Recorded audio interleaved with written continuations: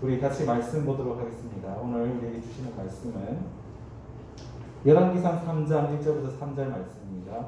열왕기상 3장 1절부터 3절 말씀. 우리 짧은 말씀이기 때문에 우리가 한 목소리를 함께 합독하도록 하겠습니다. 열왕기상 3장 1절부터 3절 말씀. 준비된 줄 알고 한 목소리를 읽겠습니다. 시작.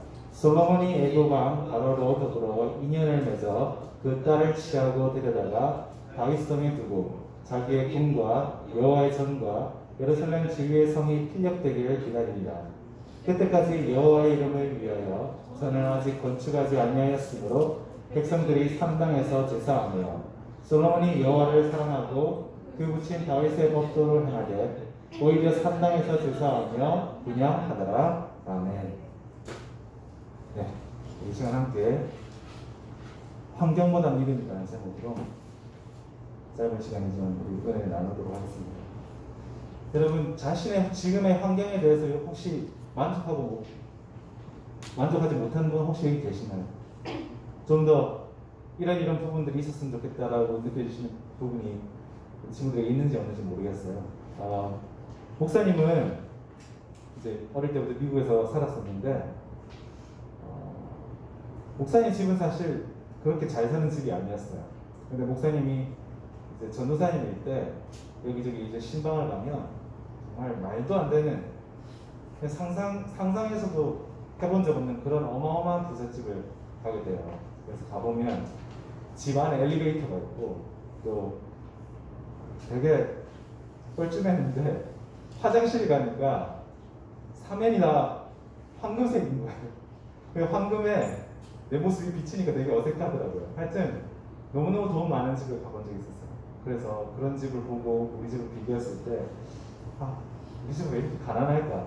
라는 그런 되게 자주적인 생각이 들 때도 있었고 부모님이 원망스러울 때도 있었어요. 물론 그런 점들이 나중에 또 어떤 계기가 있었냐면 목사님이 필리핀에 선교를 갔을 때 이제 쓰레기산에 사는 분들을 보면서 내게 주신 것들에 대해서 감사해야지 라는 마음으로 그런 생각들을 벌일 수 있었긴 한데 어쨌든 우리가 계속해서 비교하자면 끝이 없죠. 위를 비교하자면 점점 불행해지고 아래를 비교하면 좀 더 감사할 수 있겠죠. 그런데 참 여전히도 하나님을 믿는 사람이나 안 믿는 사람이나 이렇게 자신의 환경을 탓하면서 내가 좀 더 환경이 더 나았더라면 훨씬 더 잘 될 수 있었을 텐데 하면서 하나님을 원망하거나 믿는 사람조차 하나님을 원망하거나 믿지 않는 사람조차도 심지어 믿지 않으면서도 신의 존재에 대해서 원망하는 경우가 있습니다.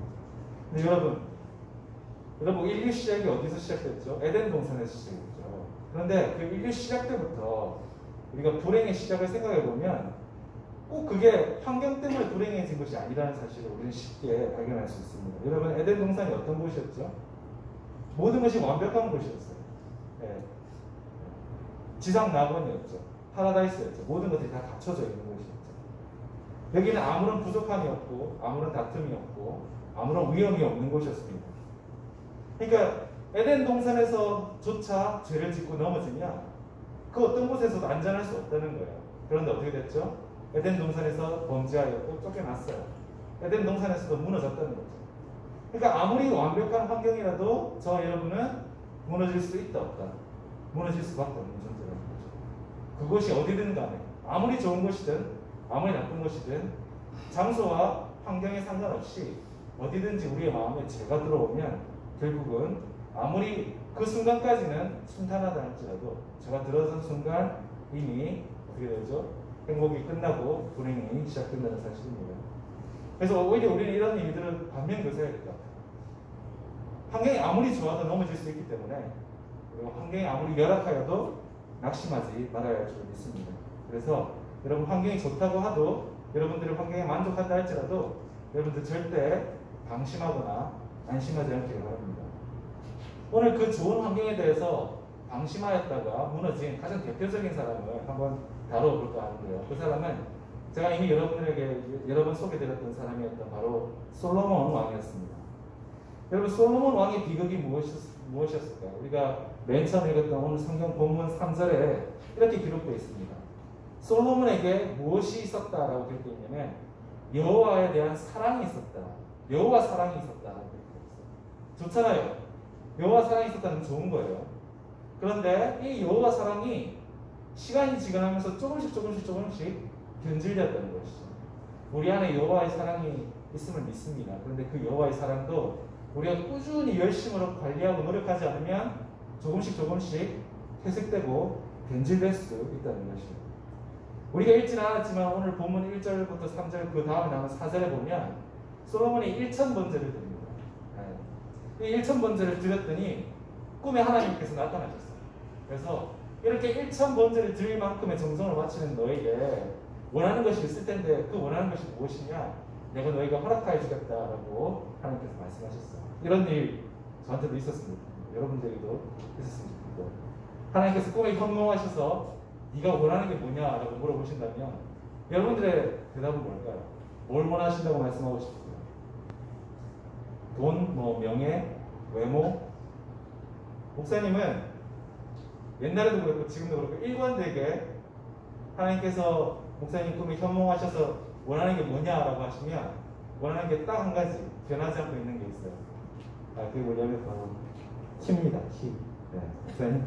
목사님 솔직하게 키가 167.5밖에 안 돼요. 여기 우리 중등부 친구들도 목사님보다 키 큰 친구들이 많을 텐데, 목사님이 이제 사모님을 선으로 만났는데 그때 목사님이 구두의 깔창이 15cm나 됐어요. 그래서 계속 무릎이 아팠는데 어쨌든 결혼하고 나서 사모님이 제가 맨날 이제 깔창 때문에 무릎이 아프다고 하니까 괜찮아, 이제 결혼했으니까 이제 신발에서 내려와도 돼. 그래서 이제 더 이상 깔창 신지 않고 이제 정직한 키로 살아가고 있는데, 어쨌든 키가 작은 입장에서는 하나님께서 나타나시면 원하는 게 뭐냐면 키라고 대답할 것 같아요. 솔로몬의 대답은, 오늘 본문의 솔로몬의 대답은 돈이나 외모나 혹은 재산이나 아니면 명예나 이런 것들이 아니었어요. 솔로몬의 대답은 너무나도 겸손했습니다. 뭐라고 했습니까? 제가 감히 누구가인데 감히 뭘 더 바라겠습니까? 이미 제게 주신 게 이미 재산이 넘치고도 났는데 뭘 더 요구하겠습니까? 하나님 아시지 않습니까? 제가 어떤 존재인지를. 저는 제 아버지 다윗의 아들 중에서도 왕위 계승 순위에서도 정말 끝자락에 있는 사람이고, 또 제 어머니가 누굽니까? 아버지 다윗과 불륜으로 태어난 바스바 사이에 일어난 불륜의 결과로 태어난 자식이 바로 제가 아닙니까? 그럼에도 불구하고 저를 왕이 되게 하셨고, 또 아버지에게 베푸신 그 동일한 은혜를 저에게도 베푸시지 않았습니까? 저는 충분합니다. 저는 더 이상 바라서는 안 된다고 생각합니다. 그런데 단서를 달았어요. 저를 위해서, 저 개인적으로 스스로를 위해서 더 필요한 것은 없는데, 종은 출입을 모르는 작은 아이인데 저를 위해서가 아니라 제게 맡기신 하나님의 백성을 위하여서 제게 주셨으면 하는 게 있습니다 라고 말하고 있습니다. 그게 우리가 읽지는 않았지만 같은 오늘 3장의 9절 말씀에 이렇게 말하고 있습니다. 제게 맡겨주신 백성들을 잘 다스릴 수 있는 지혜로운 마음을 허락하여 주옵소서라고 얘기했습니다. 지혜로운 마음을 허락하여 주옵소서. 나를 위해서가 아니라 백성들을 위하여서. 그랬더니 10절에 하나님께서 어떻게 말씀하시냐면 그 말씀이 주의 마음에 맞는지. 만약에 본인 개인의 것을 구했다면 하나님께서 이렇게 흡족하시진 않으셨을 거예요. 근데 하나님을 위하여서, 그리고 하나님의 백성을 위하여서 구했더니 하나님의 마음에 딱 맞았던 거예요. 여러분들이 기도를 들으세요. 이런저런 상황에서 시험 기간이라든지 아니면 여러 가지 어려운 상황에서 너무 절박하니까 의지할 게 없으니까 하나님께 기도를 드리는 경우가 있을 거예요. 여러분, 응답받는 기도의 대부분의 공통점은 이겁니다. 그게 뭐냐면 내가 원하는 것을 구하는 것도 하나님께서 기뻐하시지만 하나님께서 가장 기뻐하시고 응답하시길 즐겨하시는 그 기도는 바로 하나님이 원하시는 것을 구할 때 하나님께서 가장 기뻐하시고 확실하게 허락하신다는 사실입니다. 그래서 하나님께서 그런 기도를 기뻐하시고 응답하시면서 어떻게 응답해 주실까요? 우리가 1절에서는 3장 13절에 내가 또 너희 구하지 아니한 부와 영광도 내게 주노니 내 평생의 열왕 중에 너와 같은 자가 없을 것이다. 어떻게 되셨어요? 구하지 않은 것도 하나님께서 주셨다는 겁니다. 참 솔로몬이 참 대단한 게 뭐냐면요, 자신을 뭐라고 칭하고 있냐면 자신을 종이라고 얘기하고 있어요. 하나님의 보잘것없는 하나님의 종이라고 얘기하고 있습니다. 일국의 왕이. 그리고 일국의 왕에서도 또 뭐라고 얘기합니까? 출입을 알지 못하는 작은 아이라고 얘기합니다. 이 당시에 솔로몬의 나이가 20세였어요. 여러분들보다 나이가 많죠. 20세면 부모의 도움 없이, 어른의 도움 없이도 충분히 외출이 뭐든지 할 수 있는 나이인데도 자신을 뭐라고 얘기하고 있습니까? 누가 도와주지 않고서는 바깥 출입도 할 수 없는 존재가, 그런 작은 아이가, 소년이 바로 자기라고 스스로를 아주 낮추고 있죠. 근데 사실 현실적으로 이거 택도 없는 소리예요. 다른 사람들 보기에는 솔로몬이 말도 안 되는 사람입니다. 왜냐면 솔로몬은 무시무시한 사람이었고 사람들에게 두려움을 줄 정도로 똑똑한 사람이었기 때문입니다. 아버지가 누구였죠? 아버지가 앞서 말씀드린 것처럼 다윗 왕이었어요. 다윗 왕이 자기 생전에 절대 손끝도 건드릴 수, 털끝도 건드릴 수 없었던, 다윗조차도 함부로 할 수 없었던 유다 왕국의 2인자가 있었어요. 그게 누구냐면 바로 사촌 동생이었던 요압이라는 장군이었어요. 이 요압이라는 장군은 다윗의 실수와 다윗의 여러 가지 약점을 알고 있을 뿐만이 아니라 전쟁을 나갔을 때 백전백승을 하였던 무적의 장군이었어요. 그래서 왕국의 그 이스라엘 백성들의 신망도 높았던 사람이 바로 요압이었어요. 이런 요압을 솔로몬은 20세 왕위에 올라서 숙청해버립니다. 또 다른 사람이 있어요. 아비아달이라는 제사장이 있었습니다. 다윗이 사울 왕으로부터 도망생활하면서 계속 그 힘든 고생을 할 때도 늘 곁에 붙어 있으면서 하나님의 뜻을 전하였던 사람이 바로 이 아비아달이었습니다. 그래서 나중에 다윗 왕이 밧세바와 불륜을 저질러서 나중에 나단 선지자가 꾸짖고 사독 제사장이 나와서 왔는데, 이 사독 제사장보다 훨씬 더 순위가 높았던 고위 대제사장이 바로 이 아비아달이었어요. 근데 이 아비아달조차도 솔로몬은 숙청했습니다. 또 누구를 숙청했습니까?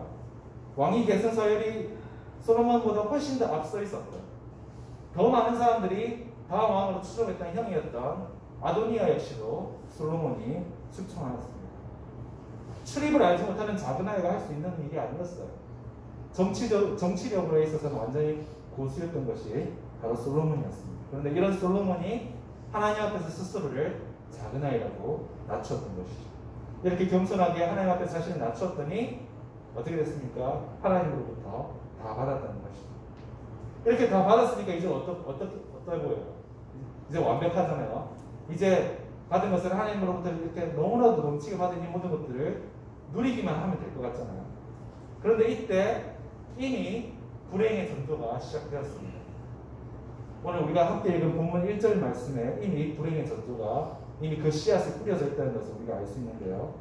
바로 1천 번째를 드리기도 전에 1절에 솔로몬이 누구와 혼인했다고 나옵니까? 바로 이집트의 왕인 바로의 딸과 혼인했다, 정략 결혼을 했다라고 우리 읽은 본문 말씀 1절에 기록하고 있습니다. 그런데 이렇게 그 당시 최강대국이었던 이집트의 왕 바로의 딸과 이런 혼인은 정말 시작이었을 뿐이에요. 그 이후에도 계속해서 혼인이 이어지는데 몇 명이랑 혼인 관계를 맺게 됩니까? 말도 안 되는 숫자죠. 700명의 왕후와 300명의 처첩을 건졌다고요. 그러면 1000명의 공주들을 아내로 맞았다는 것이죠. 그럼 한번 계산을 해볼게요. 공주 한 명마다 방 하나를 줘야 되니까 방이 몇 개나 돼야 될까요? 최소한 1000개는 되겠죠. 그런데 공주들만 방을 받는 건 아니잖아요. 공주들을 모셔야 되는 시녀들도 있어야 될 방이 있을 것이고, 왕궁을 지켜야 될 수비대나 호위대도 방이 있어야 됩니다. 그러니까 더 많은 방들이 필요했겠죠. 그러니까 이게 수천 개의 방을 가지고 있는 궁전을 짓는데 얼마나 많은 시간을 소요했어야 되겠어요. 성경에 이렇게 기록되어 있어요. 하나님의 성전을 짓는 데는 몇 년이 소요되냐면 7년이 걸렸다고 나와 있어요. 그런데 솔로몬이 자기의 성전을 짓는데, 자기가 살 집을 짓는 데는 몇 년이 걸렸냐고 하냐면 13년이 걸렸다고 얘기해요. 그러니까 거의 하나님의 집을 짓는 것보다 자기의 집을 짓는데 거의 대략 2배 정도 더 많은 시간을, 더 많은 노력을 바쳤던 것이죠. 더 많은 열정과 더 많은 수고를, 더 많은 시간과 더 많은 규모를 들여서 자신의 집을 짓는 데 들였다는 것이죠. 너무 안타까워요. 하나님께서는 솔로몬에게 모든 것을 다 부어주셨는데, 그래서 40년이라는 긴 시간을 솔로몬을 왕되게 하셨는데, 그 귀한 40년이라는 하나님께서 주신 그 시간을 13년이라는 시간을 자기 집 짓는 데 사용합니다. 자기를 위해서 쏟아붓는데 사용해야 될 것입니다. 하나님께서 물질적으로 너무나도 많이 주셨어요. 수많은 금은 보화들을 어디에 썼어요? 자기 집을 짓는 대리석들과 또 레바논의 백향목으로 사는데 사용하고 있습니다. 그리고 1000명의 아내들과 또 거기에 딸린 식솔들을 먹여 살리는데 사용해야 되는 것입니다. 1000명의 아내들과 결혼을 하면서 솔로몬이 꿈꾼 게 있었어요. 그게 뭐냐면 많은 나라들과 잘 지내면서 이스라엘이 더 평화롭고 더 안전해지길 바랐어요. 그런데 그 1000명의 아내들을 품고 그 1000명의 아내들의 나라를 품으려다가 도리어 솔로몬은 그 1000명의 나라에서 모시는 귀신들과 1000명의 나라들과의 외교 관계를 통해서 그 나라들의 이익 때문에 오히려 이스라엘 왕국이 오히려 이권에 좌지우지되는 그런 결과가 나왔습니다. 그래서 영어로 이런 표현이 있어요. wag the dog이라는 말이 있어요. 네. 개가 꼬리를 흔드는 게 아니라 꼬리가 개를 흔드는 그런 형국이 되어버린 것이죠. 여러분, 솔로몬을 통해서 여러분에게 드리고자 하는 말씀은 이겁니다. 여러분, 아무리 환경이 좋아도 아무리 상황이 좋아도요, 믿음이 뒷받침되어지지 않으면 너무나도 쉽게 축복이 변질되어지고 우리의 믿음도 변질되어질 수밖에 없다는 사실입니다. 여러분, 솔로몬이 나쁜 의도로 이집트의 공주와 결혼한 게 아니었어요. 우리도 처음에는 나쁜 의도로 잘못된 길로 접어들지 않았습니다. 그런데 죄가 들어와 버리면 결국은 이렇게 쉽게 무너져 버린다는 것입니다. 우리가 가랑비에 옷 젖듯이 조금씩 죄가 우리가 스며들고 우리가 인지하지는 못하는 어느 순간에 이미 죄에 홀딱 젖어버릴 수 있다는 사실입니다. 그래서 여러분, 어떤 상황에서도 이렇게 영적 긴장감과 영적 주도권을 내려놓지 않는 여러분들이 되기를 바랍니다. 말씀을 마무리하겠습니다. 우리 빌립보서 3장 13절 14절 우리 한 목소리를 함께 읽도록 하겠습니다. 빌립보서 3장 13절 14절 말씀입니다. 함께 읽겠습니다. 시작. 형제들아, 나는 아직 내가 잡은 줄로 여기지 아니하고 오직 하는 일, 즉 뒤에 있는 것은 잊어버리고 앞에 있는 것을 잡으려고 푯대를 향하여 그리스도 예수 안에서 하나님이 위에서 부르신 부름의 상을 위하여 쫓아가노라. 여러분, 진짜 매주 여러분들이 이렇게 예배 자리에 나오는 것 자체가 저나 우리 교사님들에게 너무나도 진짜 감격이고 감동입니다. 여러분들이 지금까지 잘 믿어온 거 너무나도 감사해요. 네. 그리고 지금 잘 믿는 것도 너무 감사합니다. 이 일에 대해서 너무 중요하고요. 여러분들 스스로도 감사해야 될 일입니다. 근데 여러분, 오늘 솔로몬의 경우를 봐서도 아시겠지만 지금 여러분들이 잘 믿는 것에 대해서 절대 여러분들 안주해서는 안 되고 안심해서는 안 됩니다. 우리 모두는 그 누구도 자신의 믿음에 대해서 만족해서는 안 돼요.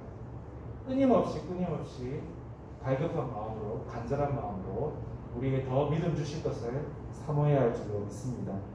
여러분, 이미 우리에게 구원의 확신이 있어야 되고 천국의 확신이 있어야 해요. 그게 없다면 그것을 가지려고 애를 쓰고 노력을 해야 됩니다. 그런데 그렇다고 해서 구원이 완성형이고 천국이 완성형이라서 더 애를 쓸 필요가 없다고 생각해서는 안 돼요. 그렇게 당연하게 생각해서는 안 됩니다. 왜 그렇습니까? 우리가 싸워 나가야 될 싸움과 우리가 달려 나가야 되는 믿음의 경주가 아직 끝나지 않았기 때문이에요. 저 여러분에게 주신 이 구원의 확신, 또 천국의 확신, 귀한 선물이지만 이것을 잘못하면 우리가 놓칠 수 있다는 생각으로 끊임없이 우리가 함께 읽은 이 빌립보서 3장 13절 14절 말씀처럼 푯대를 향하여 달려나가듯이 바로 앞에 움켜쥐듯이 끊임없이 믿음의 사는 연주를 달려나가야 한다는 사실입니다. 그래서 여러분들, 여러분의 환경이 비록 지금 너무 어렵지만 그때 이렇게 어려운 순간이 있었나 싶을 정도로 너무 힘들지만 여러분, 이런 환경에 대해서 저 여러분이 일희일비하면서 어떨 때는 좋아하고 어떨 때는 싫고 어떨 때는 불행해하고 이럴 필요가 없다는 것이죠. 환경에 의해서 좌우되는 것이 아니라 믿음에 의해서 우리 인생의 결정됨을 믿으시기를 바랍니다. 여러분, 다시 한번 말씀드리지만 에덴 동산과 솔로몬을 바라보면요, 중요한 건 환경이 아니었어요.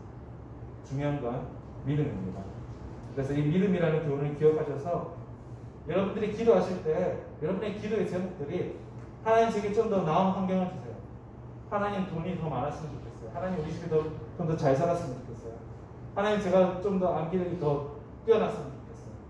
무언가를 더 구하는 것보다, 더 나은 환경을 구하는 것보다 하나님 제게 믿음을 더 허락하여 주옵소서라고 기도하시면 하나님께서 여러분들이 구하지 않은 것조차도 하나님께서 더욱 더 채워서 넘치게 허락하여 주실 줄 믿습니다. 여러분의 기도가 하나님이 기뻐하시는 기도가 되길 바랍니다. 하나님이 기뻐하시면 하나님께서 여러분이 주실 것에 제한이 없음을 믿습니다. 그래서 어려운 환경이지만 환경을 탓하지 않고 끝까지 믿음의 선한 싸움을 함께 잘 달려나갈 수 있도록 여러분 늘 기도에 힘쓰시기를 간절히 소원합니다. 우리 함께 기도하도록 하겠습니다.